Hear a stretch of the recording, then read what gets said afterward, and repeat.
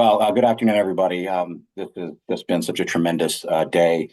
I was particularly struck by what Dr. Bradford said this morning about loneliness, and not just the statistics and the visuals, but the idea of how profound the impact that loneliness is, and what the impact that it has on every aspect of our lives. And when we really think about what to do about it, most of us approach well a lot of things in life like we do with any problem. And I commonly, refer to it in passing as the go forth and problem. The mandate to go, to do, to fix. It's kind of like a previous presenter said, it's like telling someone who's filled with anger or rage simply to calm down. Just, you can do it, just calm down. So what you need is a roadmap that allows you to do what it is that you hope to do. So in order to be moral or to be healthy or to be prepared for life, you need a way of getting there, right? So the powerful thing about, I think, this panel is that our families have been on this journey for quite some time now. They've lived it, they've breathed it, they've had to find things and really carve paths when they didn't have anybody who reached out to them and said, hey, this is how you do it. Although, and we're blessed in the diocese to many people that are generous, and it's profound what resources are now available.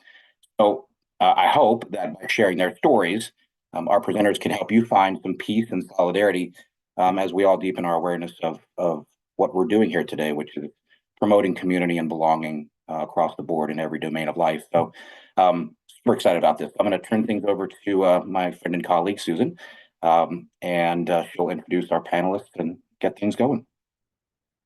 Thank you, Adam. It's a pleasure to be here with you all, and it's my greater pleasure to introduce our panelists.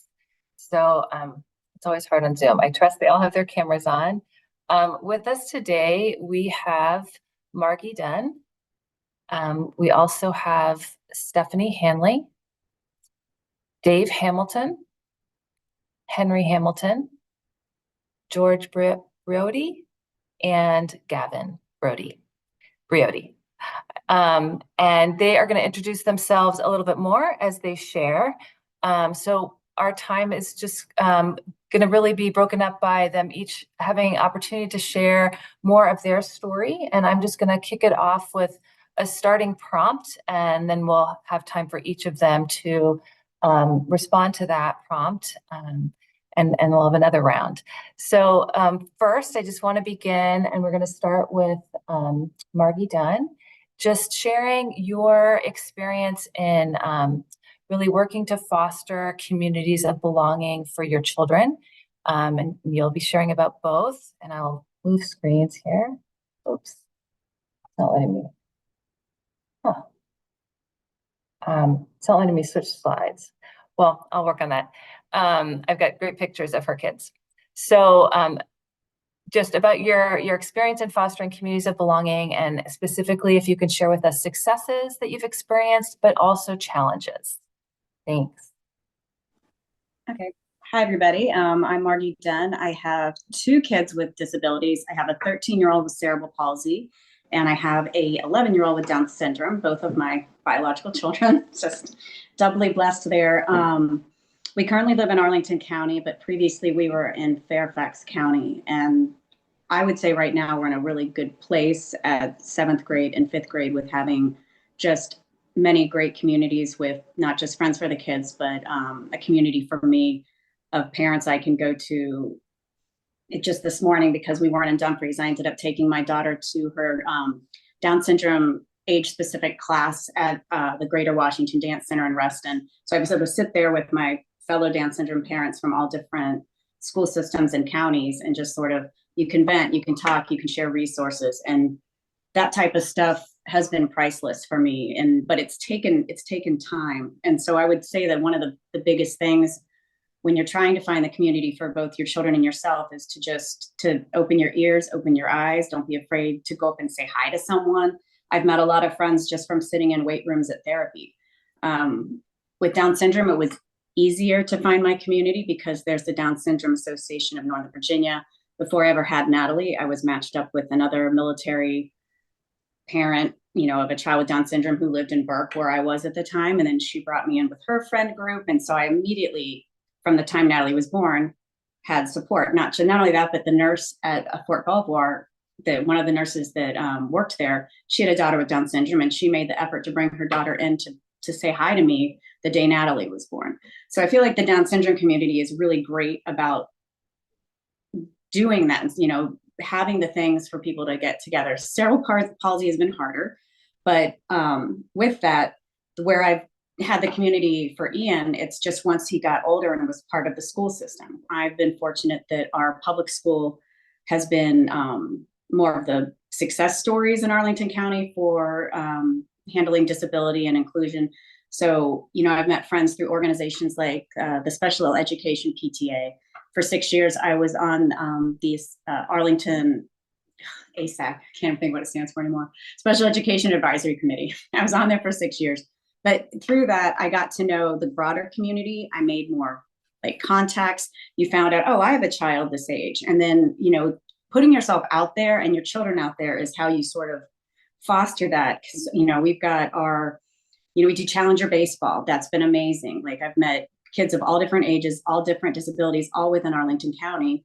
And spring and fall, we all get, we all on Sunday afternoons, even if the kids don't want to be there necessarily, they end up having fun, and then they love their friends that they make there. And again, all different disabilities, ages, and schools within the county. You've got, the SEPTA, where they've got events. Now that Ian's a teenager, he's been able to go to this therapeutic recreation social group that's not that expensive. It's at the Lubber Run Community Center here, just down the street from me. And he went last night. And then we brought 2 more friends into the fold. Not everybody has heard of this. So a lot of stuff is word of mouth, which is why the more parents you meet and kind of chat with, the more resources you find out about, because I feel like information sort of dribbled and drabbled, and, but so many parents haven't even heard of this, social group that we have in Arlington County that doesn't cost a fortune weekly. But I also, now Ian goes to another social group.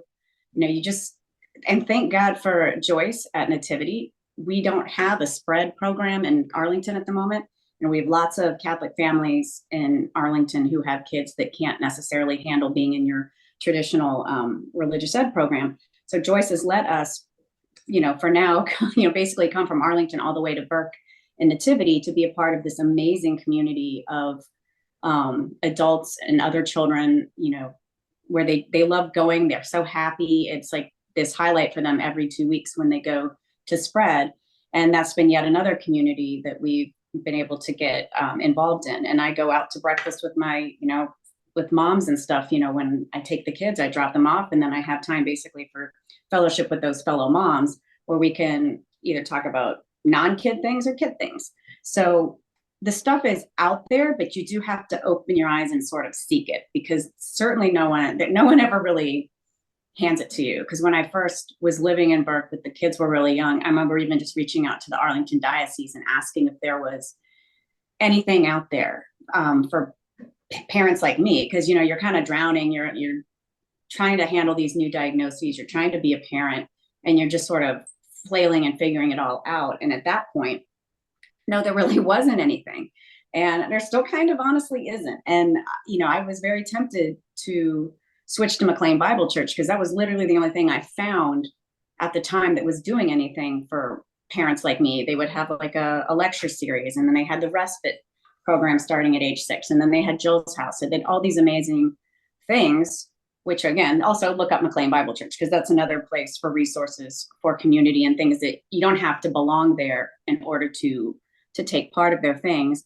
And likewise, the Jewish Community Center, the one in Fairfax, it has things. And again, you don't have to be Jewish in order to take part of these great camps and programs that they offer. And I feel like that's where the Catholic Church and the schools have been lacking. And that's what I wish they would, offer and provide, because, if the kids could be an active part of the Catholic Youth Organization. I went on, all these trips and did all these things as a kid. I went to Holy Spirit. I went to Paul VI.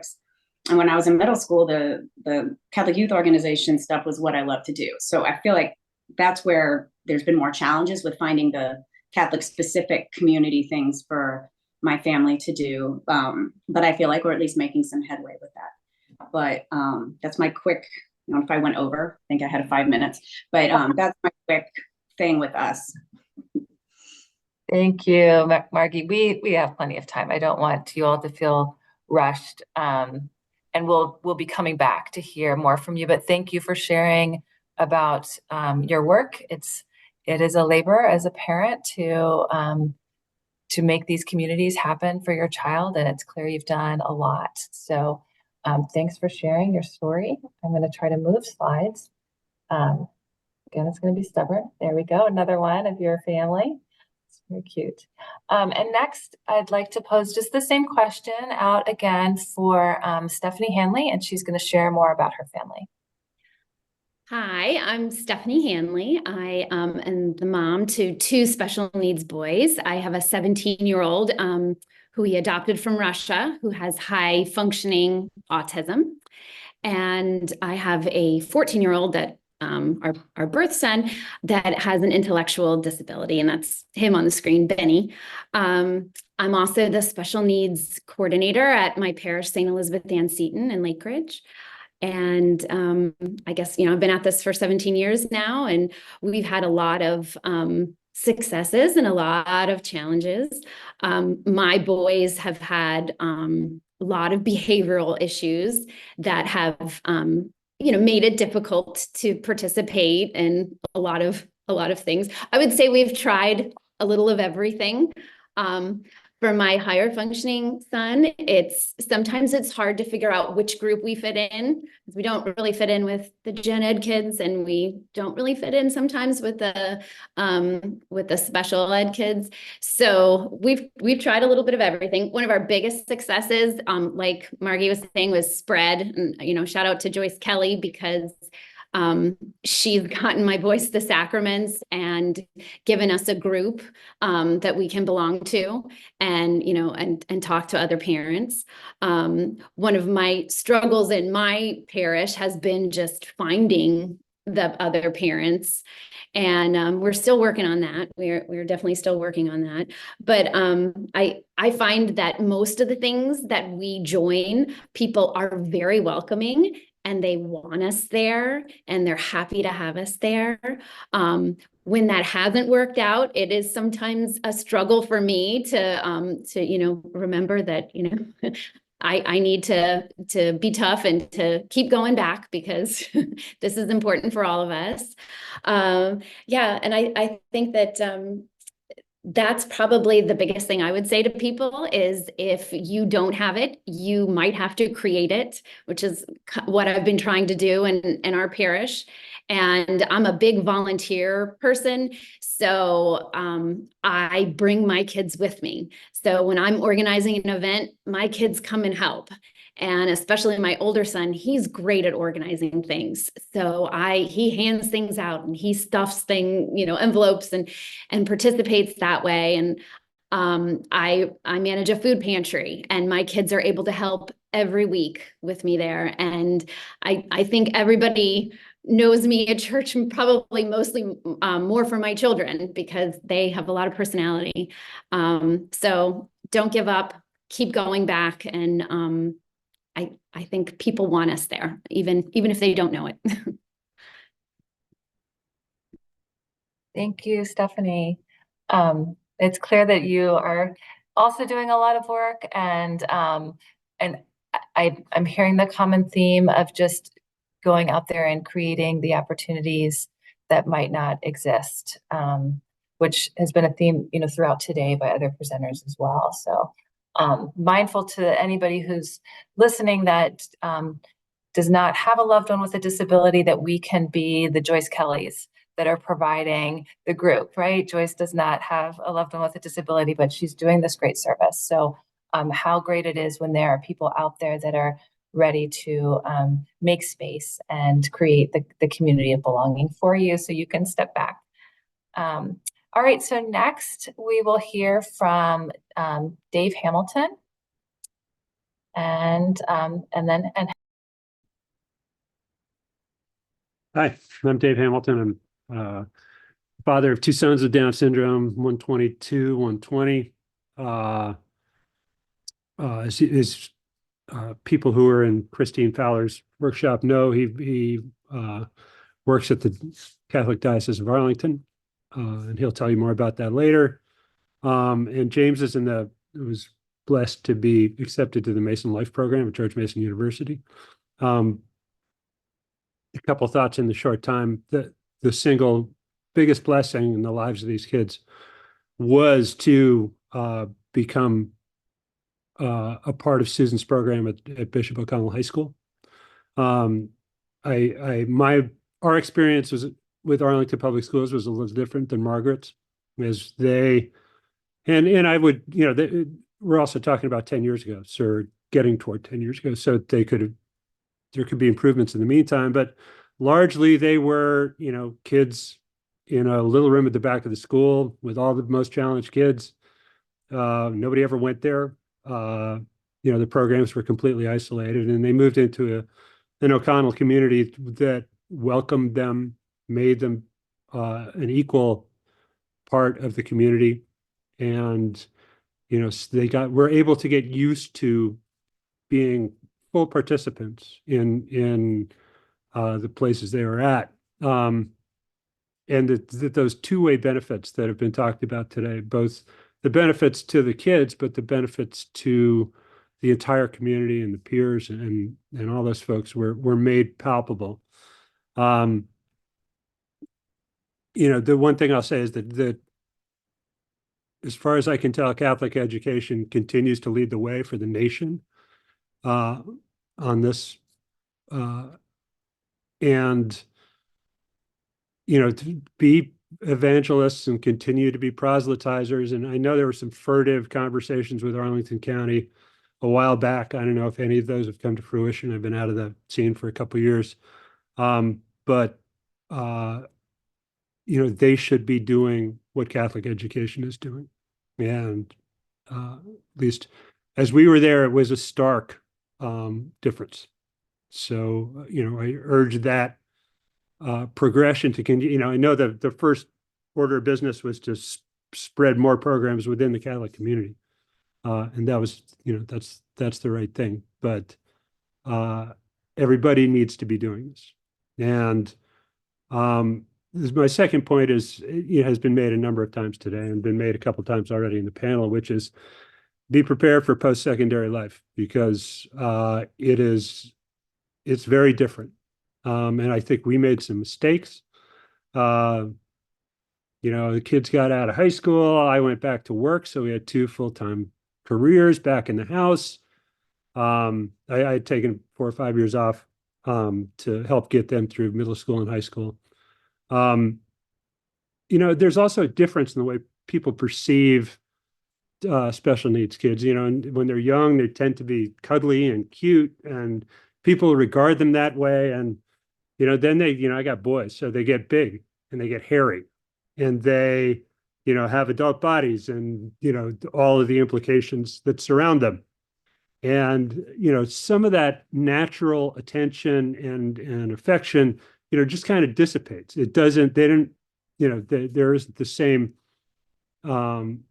external attractiveness as there once was.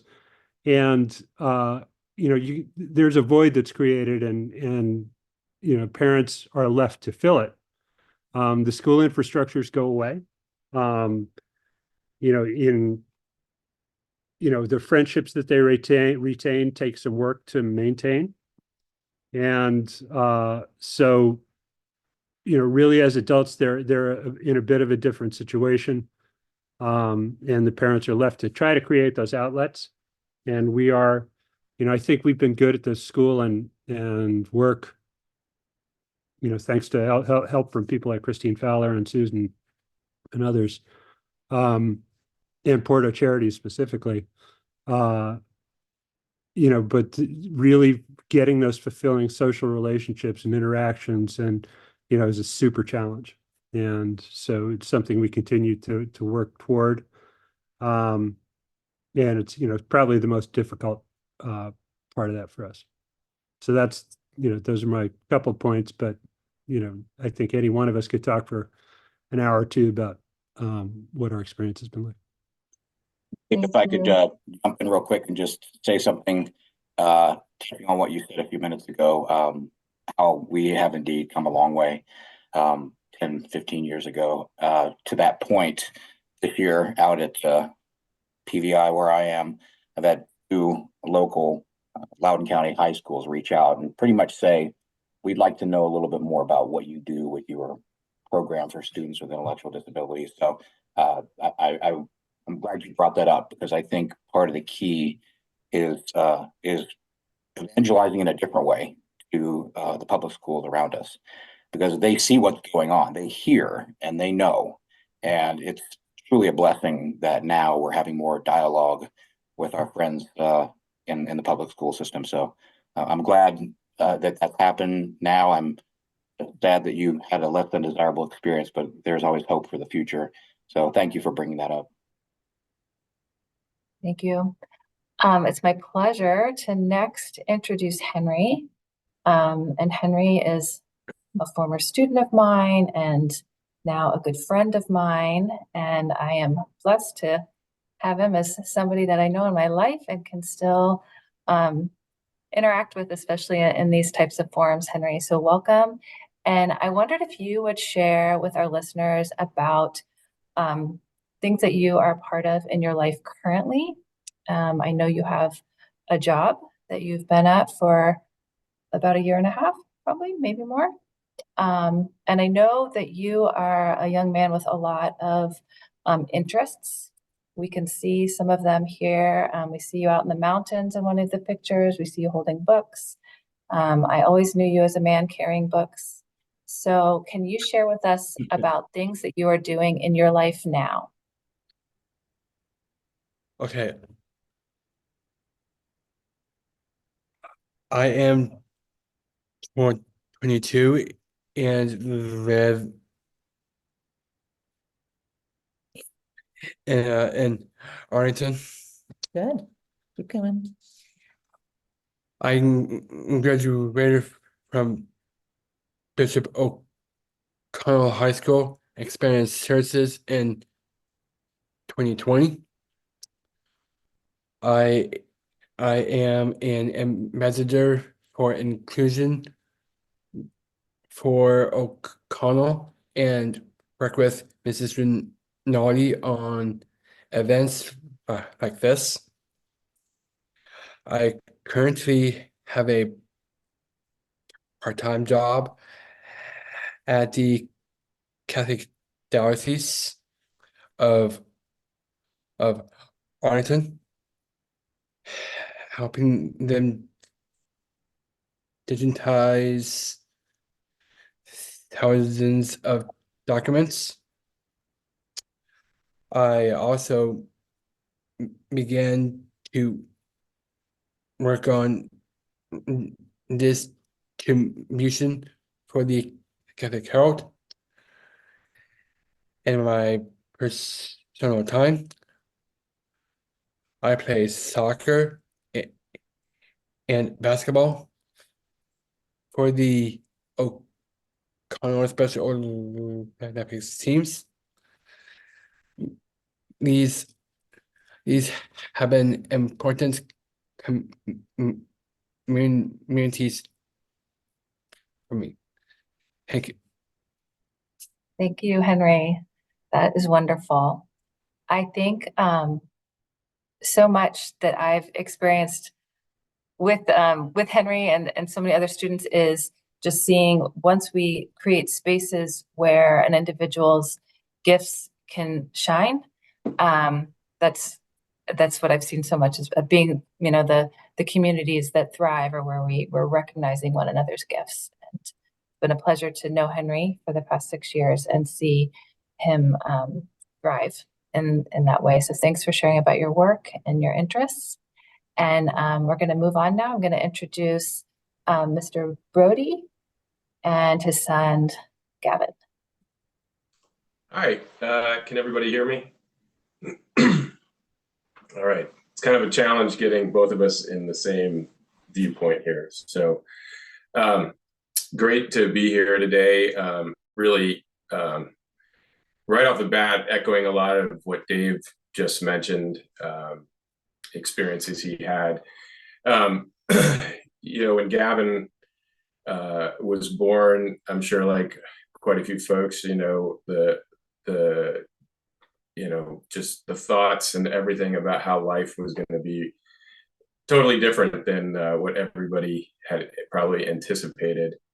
But quickly, we found being surrounded by God, and so many of our family members and friends from our different church and youth groups and so forth. And it's such a blessing.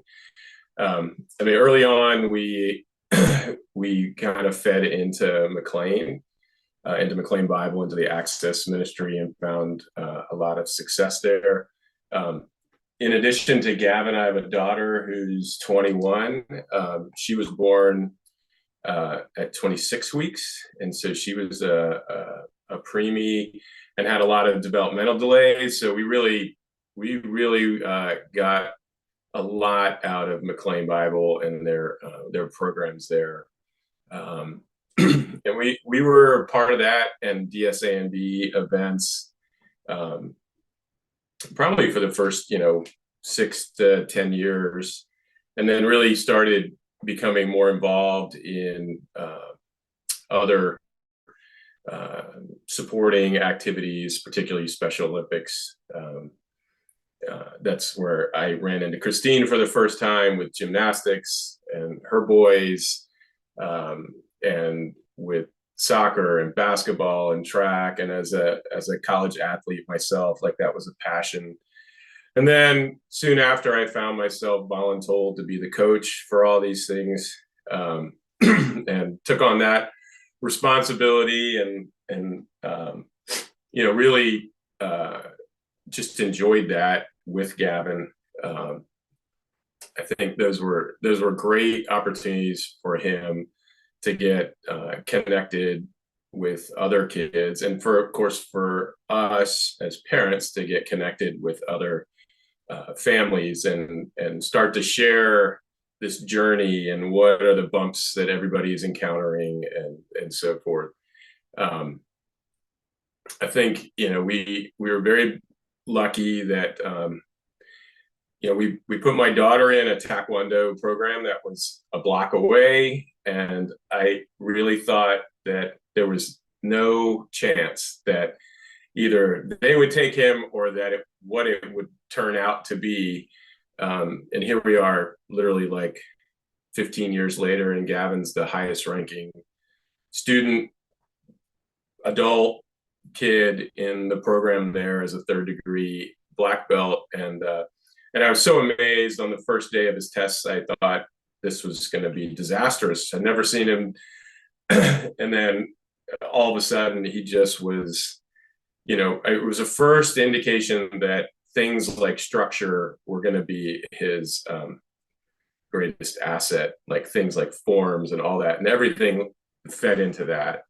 And then just like everybody else seems to have had a great picture on their slides about the adaptive water sports programs. So we've been involved with both of those foundations since they started. And so, Gavin, has gone from being that kid in the corner, bottom left, adaptive skier to actually now being a full support skier. And the greatest part, I will say, about that program and about a lot of the activities I think that have been mentioned is that they're most successful when there are both typical neurotypical and kids with disabilities involved. It really, our best chance as parents is our kids' generation taking on the responsibility to include our kids for the rest of their lives. And I think the programs that really, get their age peers involved are the ones that have been most beneficial to him in developing relationships. And of course, I've been involved my whole life with Young Life and was counting the days down to when he could be involved with Young Life Capernaum. I was actually in a group that prayed for the start of Young Life Capernaum in Arlington 22 years ago. And then, you know, the day he turned 14, we were like, we're in, we're sold, this is it. And it's just turned out to be a tremendous program where, again, their peers have learned to how to interact and how to love and show God's love to our kids and young adults. And, you know, through that, they've had so many great programs where he's gone on overnight camps. And they, you know, I think the one thing is they just do it. They just get it done. They don't settle for excuses of why they can't do it, why they wouldn't be able to accept a particular individual with their needs. And they just figure it out. And that's just really uplifting to know that you can just drop them. And as you'll see later, that's one of my big problems, as one of my challenges. And of course, you know, the biggest blessing in the last, you know, year has been Gavin's employment at Bishop Ireton. You know, Christine and Porto Charities and Bishop Ireton and the head of school, the whole faculty and staff has just opened their arms to make it work. My whole wife's family went to Bishop Ireton, and my sister-in-law teaches special ed there. So of course that gives us a head start, but you know, everybody there has welcomed Gavin in, and it's of course to us as parents, it's just so far just a huge weight that, you know, we've all been waiting for as parents as we get to the end of the school road of what's next. So that's been just amazing. He's busy. Gavin's a busy kid in the evenings, right? I mean, he bowls in the bowling league, taekwondo, Young Life, Special Olympics, capoeira. You know, our sleep is limited as parents, which is one of the big concerns going forward. That one of the challenges that I see in the future are things like transportation. You know, it's things like housing. They have, you know, there's opportunities that are, you know, Porto's been involved with helping spearhead some of these things. Transportation is one that just sits in my mind right now, is figuring out safe transportation for him and teaching him how to use that. One of his challenges is me. I think I find myself really passionately involved with everything. And it's been a hindrance, I think, to him sometimes gaining independence. So that's something I'll continue to work on. But I will say, you know, being involved is really what makes, you know, for the parents to get in there. But I think also I learned over the years is like being willing to allow other people to love your kids, right? It's hard. You're afraid for them. You're afraid how people might respond. Like Dave mentioned, as they get older, how that might be. I think that's a real challenge as a parent to kind of give up a little control. I know it's a challenge for me, but you know, I remember preaching that to quite a few new parents at places like respite care and stuff. Like, just let them go. They know how to do this. They can take care of the situation, and then you need to go re-energize and refuel. So I think taking advantage of those types of programs is fantastic for both the kids and for your soul and your time and your energy. You know, I think we tend as parents to probably let ourselves be the lowest priority, and that's not obviously good for the long term. So I would just encourage that as a challenge to work through. So That's all I have. Susan, I didn't know if you wanted to ask Gavin some Yeah. questions. I'm sure he could entertain everybody for a while. Absolutely. And thank you so much for sharing your story. Really appreciate it and your insights and how you've poured yourself out for your son. Gavin, it's a good problem to have when your dad's really involved. So Gavin, we'd love to hear more about your job, some of the activities. Maybe you want to highlight one of your favorite involvements that you're in right now. Yes, I would. Thank you. So, so I am working at Bishop Arlington High School. I have some job coaches that they are involved with the diocese schools, with the portal charities like Hannah or Abby or Miss Christina, and they're the ones on my job coaches. And also, they're trying to help me to stay on tax, and I have some schedules on my source.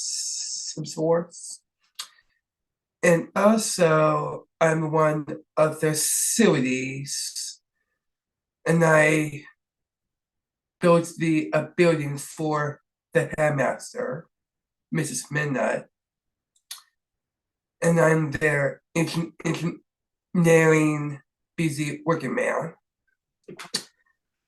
What about what are some of the things that you love about Young Life?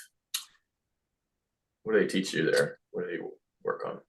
At Young Life, I am involved with some friends with disabilities like me. And I'm the part of the Braddock by Central Fairfax at my own school at the Braddock. They do campaigners at my house, and they are studying about Jesus, and they have some songs from God and how to worship God, and I do life, love, and God. And also, when I've been doing it since over the years before, and also I played sports for Special Olympics, and I invited my friends from campaigners to sports at the Braddock. I played basketball and track and what else? Everything, every sport. Everything. Okay. That is Thank- wonderful. Gavin, thank you. For our listeners, Campaigners it's a spin-off. Young Life is a big outreach for high schoolers, and Campaigners is kind of the spin-off that for students that help me if I'm not describing this right, George, more to following Jesus. So kind of having Bible study and time to support one another and kind of helping to invite other people to Young Life too. Is that Yeah, okay? and Young Life, I saw somebody ask a question. So Young Life Capernaum, so like Susan said, so Young Life is a non-denominational youth ministry across the world, and they actually have been doing a tremendous job branching and integrating with the Catholic Church to sort of break the barriers that we've self-created in this world. And they have different branch off ministries. So it was designed initially for high schoolers, but now they have Young Life College. They have Young Life Lives, which is for teenage mothers. But Young Life Capernaum is about the story at Capernaum, and it's about serving kids with disabilities. And it starts in this area. It starts when they're 14, and they can go until they age out of the school system, so 22. And recently, they've also started a follow-on program. It's not formally associated with Young Life, but it's continuing that sort of philosophy and approach. So I think it's been great. They do summer camps, they do fall retreats, they are part of Night to Shine. So Gavin just last week was down with 300 or 400 kids at Nats Park, and they had Tim Tebow's Night to Shine program. Actually was sponsored through the DC Waterfront Church right there in that area. So it's been phenomenal, and it's like Gavin said, they really work to teach them that God loves them. They are gifts of God. They have purpose, and really the fundamental of Young Life is about relationships. And I think this whole talk we're having here is about community, but really, to me, what we all desire, I think, in life is relationships. And we probably, as parents, I mean, I know I worry about him living in a quiet world with no friends, right? And not having good, solid relationships is really something I think we want for all of our kids, everybody. And that's something that they really focus on, is going deeper. So I would encourage people to really look at that program. If they have it, we go to the one in Fairfax, but they've branched off now. There's one in Arlington. There's one at Falls Church High School. So it's available as a resource for people. Thank you. So we don't have that much time, but for the last few minutes, I'm going to toss it back to Adam Bigbee for our final question round. George, just want to say thank you for bringing up something earlier in your discussion where you encourage parents and supports family, siblings to also take time to recharge, to refresh, to take care of yourself. Sometimes, we lose that insight a little bit because we want to do so much. And we're, this group, pretty amazing group of advocates, pretty passionate people in this room. So thank you for mentioning that. I think it's important. So, okay, yeah, a little round here. We'll stay in the same order, but what I want to maybe finish with is like, if you had an opportunity to tell your former self, we've all probably done that, written a letter in youth group, and then you get it, someone mails it to you like 5 years later, and pretty cool. What would you tell yourself when this journey first got started that might be instrumental in your process? And I know that God gave you each a process for a very specific purpose. So maybe not to take away the journey itself, but what would you tell yourself if you had the opportunity? And then lastly, probably have spoken to it, but maybe where do we go from here? Like, what are some of the challenges that still exist out there? Because we do have a mandate to acknowledge what we are doing now, where we have been, but really what's important is where's the hard work need to be focused on and in the next phase of what we do for and with one another. So turn it back over to you all. I guess if it's okay, we can stay in the same order we started, or we can go backwards, back whatever. To Margie. We'll pass it back to Margie. Awesome, thank you. Okay, that's kind of a lot to try to respond to. I think what I would tell my former self is that I can do this, that it is hard, and some days are harder than others, and some days are more beautiful than others, but that stuff is out there, help is out there, and that it's just part of the journey that that God put me on. As far as, because I don't know, I feel like I just naturally, due to my own personality type, which again, thankfully God blessed me with. Like, I have always kind of had energy. I'm running out of it now as I'm getting older and after 13 years of this stuff and a long way to go. But speaking of that, like, also I would tell myself, don't be afraid to get yourself help when you need it. And that is at least something I think I personally have been fairly good about since 2014, is when I recognized that it was taking a toll on me and how good of a mother I could be with the stress. Because my husband's in the Army and he traveled a lot. Plus he was overseas for 2 years and then, a year and a half. And luckily I had the foresight to know that I was going to need help with 2 little ones at home, one of whom's physically disabled, and the other one who needs to be watched constantly, that I needed another adult in the house. So, we were financially blessed and had the Medicaid waiver. So we were able to have au pairs. Then that's kind of been part of my recipe to success, is that I've had that physical help, because honestly, my 2 kids is literally a full-time job for 2 people.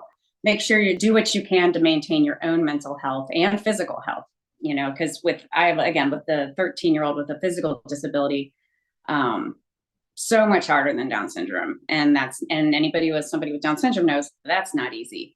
But like at almost 50 years old, I have to keep myself physically strong as well as emotionally strong and mentally strong. And, and some days are better than others. Today's a good day.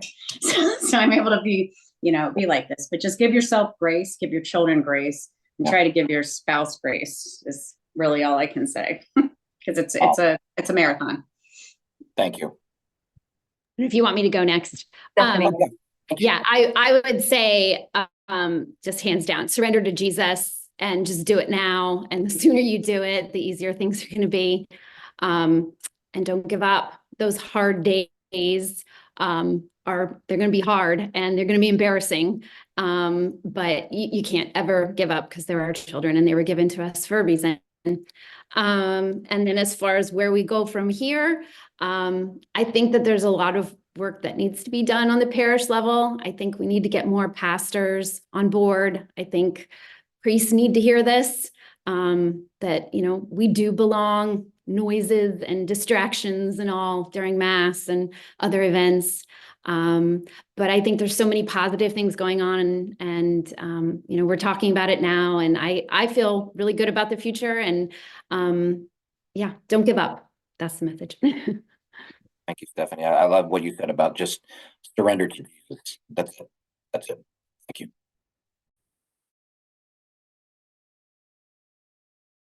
you. Back to you, Dave. See, I think, even back, I look at the things I had to learn in the process, and I think I always knew we were going to be on a different path than everybody else.